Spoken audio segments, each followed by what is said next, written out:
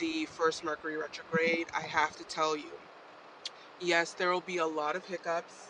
However, this is by far the Mercury retrograde that many of us will remember as we close out 2026. This one really has us revising, revisiting, reflecting, recalibrating, trying to make sense of the last 6 months, trying to make sense of, did we hit the growth markers for where we're about to see ourselves come this summer.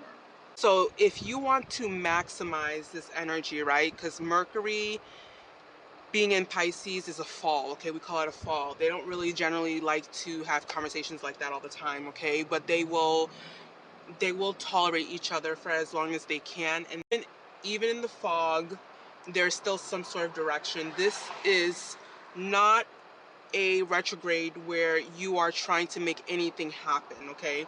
This is where you are embracing flow. This is where you are embracing kind of basking yourself in this dreamlike sensual sort of energy. This is where you're in observation of the conversations and communication styles happening, and even the attachment styles happening in your relationships, all sorts of relationships, y'all. I was literally talking to a friend last week, where I said, okay, I'm gonna do another video because I had this whole series of downloads happen, and I said, okay, I'm gonna do a video on where we are consciously, collectively, and that spiritual relationships, spiritual partnerships, no matter what they are, friendships, intimate, romance, colleagues, whatever, business partnerships, is going to be on a different spiritual frequency. So for a lot of people, this is you moving from the back seat to the passenger seat to the front seat during this retrograde. For a lot of people, they're going to see themselves go from back seat, okay?